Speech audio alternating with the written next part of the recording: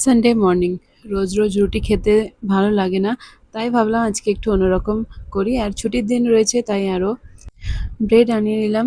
তো bread toast আর কি, bread ঘি দিয়ে সেঁকে নেওয়া হয়, ব্যাস, আর কিছু না। তো দেখো, তো তারপর আমি ওপরে এসে গেলাম কতটা কাজ হয়েছে দেখবো বলে। তো দেখো, এখানে যেহেতু ওয়ার্ড্রোব হবে তাই উপরে যে স্ল্যাব ছিল ওটাও কেটে দেওয়া হয়েছে। আর এখানে এই যে কিচেন টপটা ছিল এটাও কাটা হয়ে গেছে সাইজ করে। তো এটাতে প্লাস্টারগুলো হবে, এখনো বাকি আছে।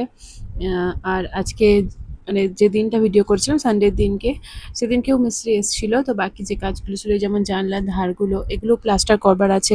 তো এগুলো প্লাস্টার হবে, তো মিস্ত্রি এসে গিয়েছিল, এখন কাজ শুরু করবে আর কি। তো দেখো, যে কাজগুলো হয়েছে আমি তোমাদের সাথে শেয়ার করে নিই। ব্লগটা মন্ডেতেই আমার শেয়ার করার কথা ছিল, কিন্তু শরীরটা একদমই ভালো ছিল না, আওয়াজ একদম খারাপ হয়ে গিয়েছিল। আর ঠান্ডা লাগার কারণে খুবই শরীরটা খারাপ করছিল, তাই ব্লগটা আজকে মানে টিউসডেতে দেবো। তো তো দেখো, আমি রান্না করতে এসে গেছি, তো লাইট ছিল না। তো লাইট নেই, তাই ফ্ল্যাশ লাইট জ্বালিয়ে ভিডিওটা করছি। দিনের বেলাতেও যেন এখানে রাত মনে হয় লাইট চলে গেলে। কিছু করার নেই, যেহেতু চারিদিকে বাড়ি, এখানটায় বললাম না একদম আলো আসে না। তো দেখো, কথা বলতে বলতে এখানে লাইটও এসে গেছে, তো আমি এখানে রান্নাটা বসিয়ে দিলাম। রান্না করব চিকেন। আর সানডে মানেই চিকেন, না হলে মাছ, এসব তো হয়ই। তো সব বারের মতো এবারেও তাই চিকেনই হচ্ছে। তো চিকেনটা যেমন নর্মালি কষিয়ে নিয়ে আলু দিয়েই করব। আমরা বাঙালিরা আলু প্রেমী, তো চিকেন আলু দিয়েই করছি যেহেতু, আর ভাতের সাথে আলু দিয়ে ভালো লাগে। আর আমাকে তো আলু ভালোই লাগে। আর বেশিরভাগ মানুষকেই হয়তো আলু পছন্দ। তো যাই হোক, ভিডিওটা দেখো।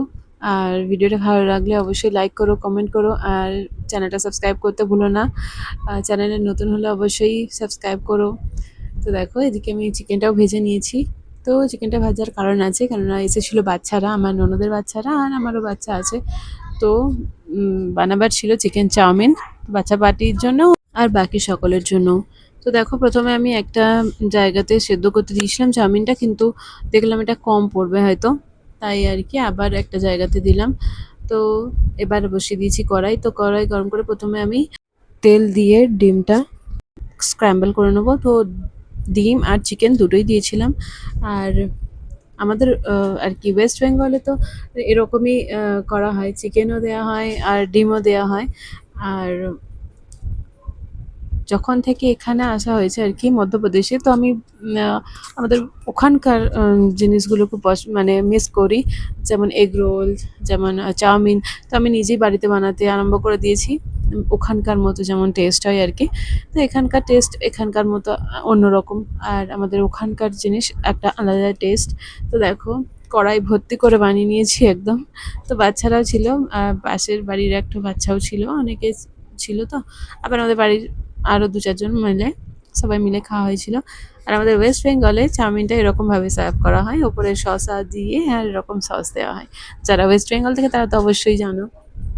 তো দেখো, সব খাওয়া দাওয়া হয়ে গিয়েছিলো রাতেরবেলা, আমি আর ওদের তো ভিডিও বানাইনি। তো দেখো, এখানে যে কাজগুলো বাকি ছিল, দেখো জানালার এখানটা প্লাস্টার হয়ে গেছে। ওয়ার্ড্রোবও যেখানে হবে সেখানটাও দেয়ালগুলো আর কি প্লাস্টার করা হয়ে গেছে।